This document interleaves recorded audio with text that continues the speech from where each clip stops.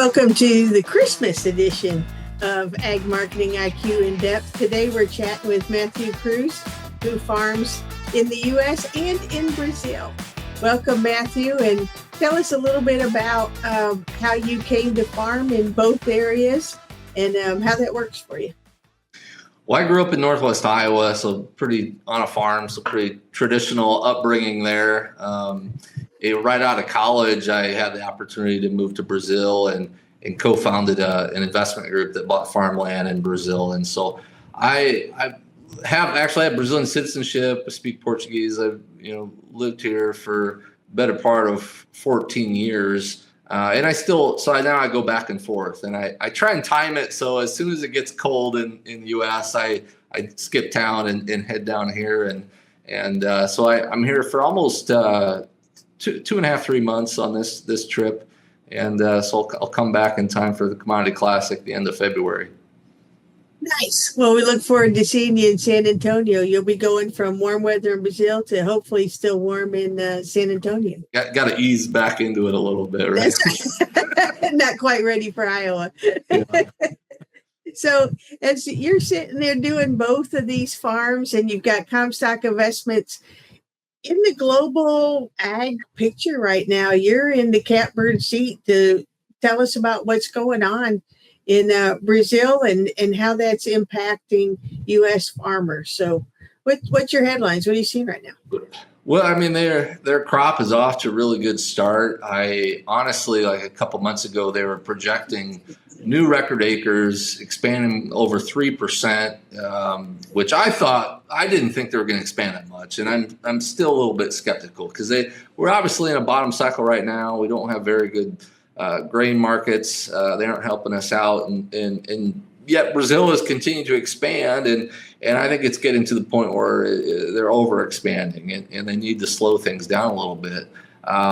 It's been a long time since they've cut back on their acres. So we were talking about that over 20 years ago. I think it was 2004 when they actually cut acres, and so but yeah, they're looking for around 178 million metric ton crop, which would be another record on 121 million acres.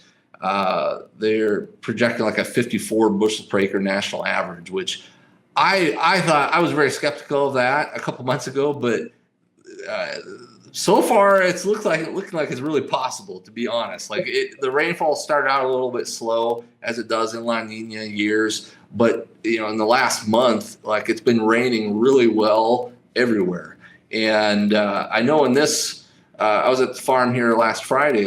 It's just waterlogged, and now we're projected to have like 10 days of sun, which some people back home I saw them. I think, oh, it's getting dry. Oh no, you need to have sun sometime. It can't just rain every day, which is what it was doing. And so I actually think the dry weather is a good thing, and need to kind of establish the roots with the soybean crop and the corn too. And so. But yeah, it's a long ways to go yet. But you're almost, darn near getting to the halfway point with the crop, because there's parts in Mato Grosso that start planting, mid-September, and they get those early season varieties that they're harvesting by Christmas.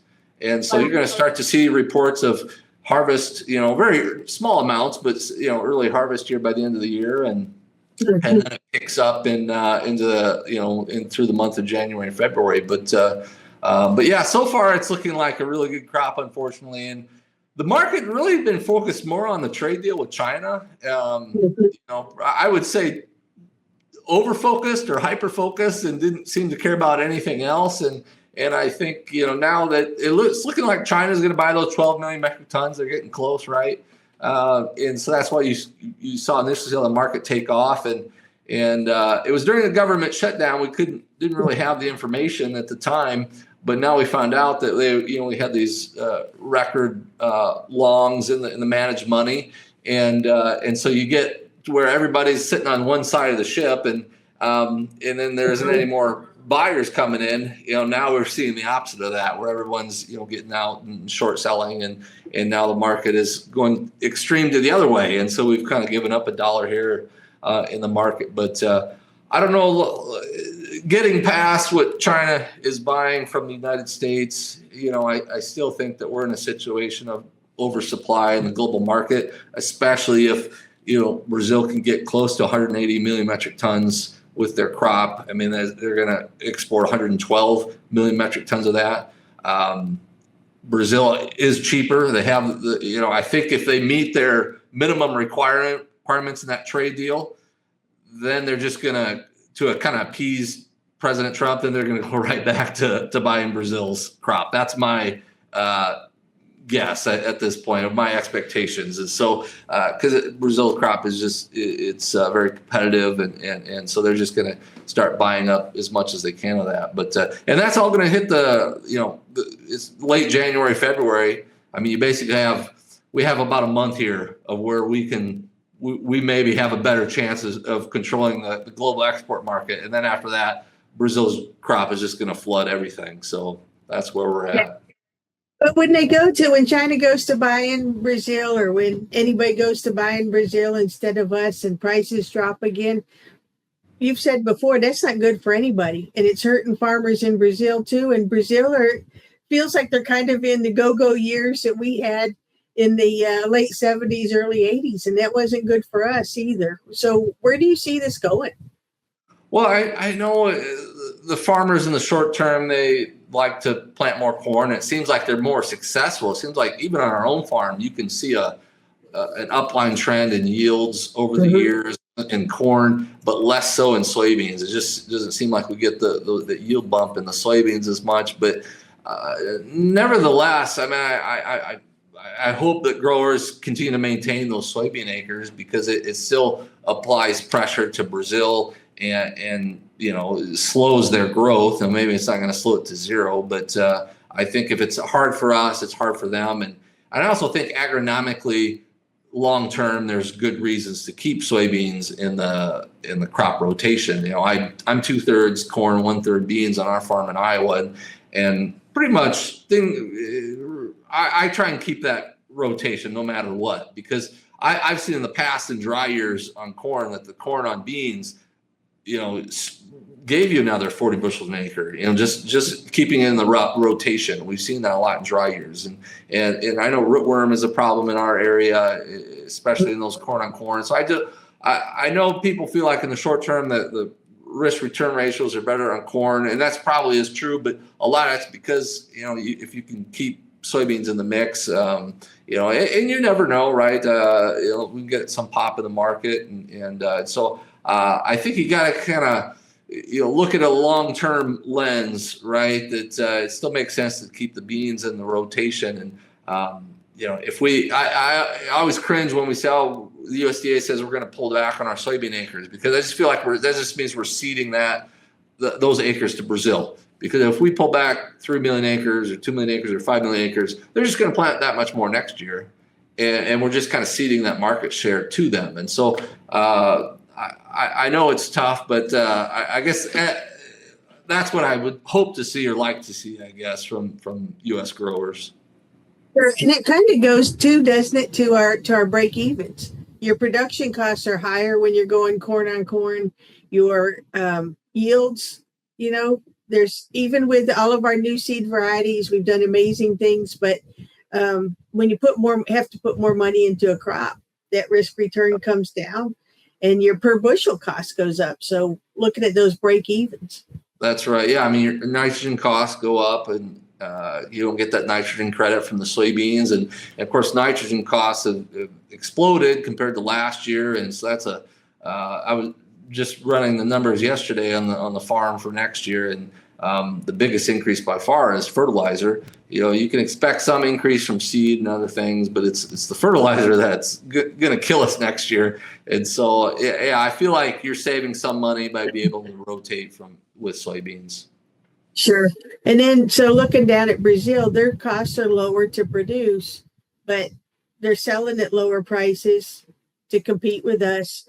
And they're getting in trouble too. You talked a little bit recently about bankruptcies with farmers in Brazil. Yeah, I mean, it isn't easy down here. I think in the good years, in the 2020 to 2023, when we had really good prices, I mean, they just acted like they had a gold mine, and they were all buying equipment and over expanding, and it was never going to end. and you get those 5-year banknotes, and 5 years later, that piece of equipment you bought is all kind of junked, but you still got to make a lump payment on it, and so I don't know. I think it seems like now it's going to reverse, where they're really struggling, and especially I would say the growers that have. If they own their own land, they're probably still okay. But those that have expanded through rent and have those big rent checks they got to write, those guys are going to be struggling, because there really isn't money left over for that. If they have a lot of operating or equipment debt, things of that nature, I think they're really struggling. So yeah, we're seeing a lot of reports of default on payment, and a lot of the traditional lenders here in Brazil are complaining, and there's been a direct increase in the number of bankruptcies, farm bankruptcies, essentially here in Brazil, and so it isn't good. It's a tough market here right now. Coffee prices are about the only thing that are doing well, but yeah, the grain prices here are they're struggling, and so you still got to be able to produce well and have a low cost production to make it work. Yeah. So are we looking at some kind of a global shift coming in the next decade or so, where Brazil is forced to back off, or where, what farmers look long term? We're talking next generation all the time. So what do you think this? I think so. I would have thought it would have happened already. Their long term average is about 5%, a little over 5% year over year for acreage expansion. I was looking more for like 1%. CONAB is like 3.5%. So they did slow down, but not as much as one would expect. And the problem is they're over 117 million acres. So just 1, 2, 3%, which doesn't sound like much, is still several million acres, per year. And so it's just a larger piece of the pie each year. And so, I don't know what it's going to take, but and it's not. I don't mean to generalize the whole country. I mean, there's still farmers that do well, and I think I was looking up some numbers yesterday. Like maybe 20% of growers use their own cash, don't have any type of debt, anything like that. But it's the other 80% that might be at risk, because and the interest rates here are way higher. I mean, a lot of it's 15% a year. To 18%, somewhere in that range for kind of a lot of your standard debt. There might be some sweetheart deals a little better than that, but that's kind of your standard. If you're getting input loans, I mean, you expect to pay that 15 to 18%. And so that all adds up. I mean, it's just money, or the interest rate monster is eating away from you. Yeah. Well, we're sitting here fussing about interest rates. They're still more than double ours. That's a lot. Yeah. I'm sitting here thinking, it's like outside looking in, things can look pretty darn good. But when you get to know something better, you get to know a little bit of the ins and outs. And so we appreciate you sharing the ins and outs with us today on what's happening in Brazil. And we know it's not all rosy. We know it's not all bad, but it's good for us to, as U.S. farmers, to know what's going on around the world geopolitically.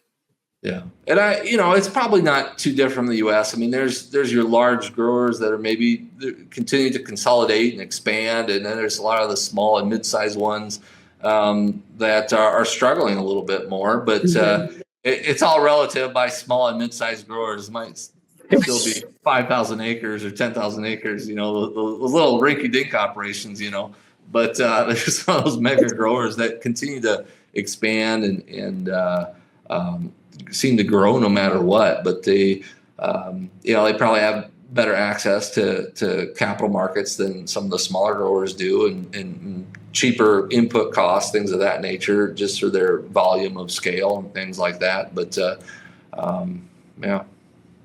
Yeah, well, I think the message here for folks is to keep an eye on what's happening in Brazil. Maybe get some soybeans sold before that harvest starts coming in late January, if you're a U.S. farmer. Yeah, I mean, last year, one of the best times of forward sale was late in the year when the market kind of spiked, and And we advanced sales on both old crop and new crop when we were, looking at November 26. We had over $11 on the board. The problem is with the basis, it still isn't anything special. In our area, it's a 75 under in Northwest Iowa. I know it's obviously varies so much about where you're at, but yeah, everything's just gotten so much more expensive. The cost of production has gone up. Historically, $10 beans and $4.50 corn weren't so bad, right? It's really just our cost structure shot up during the COVID years, and it hasn't really come back down. Prices have come back down, but the cost structure has not. And so you really, need $5 corn and decent yields to feel like you're, making any money, and you probably need $11 or $12 cash beans for it to make sense. And so it's just the cost structure has gone up, and the input companies don't want to go back to the way prices used to be, and it's hard for rent prices to come back down, and seed just goes up 1 or 2% every year, it seems like. And so I don't know, you just got to be able to do your best at marketing and try and outproduce it, I guess. There you go. Pay close attention to the markets. Well, enjoy a good Christmas break down there in Brazil. And we'll all be right back at it on the 26th to pay attention and see if we got a little bit of that Christmas rally everybody talks about. Very good. Thank you. Merry Christmas. Merry Christmas to you. Take care, Matthew.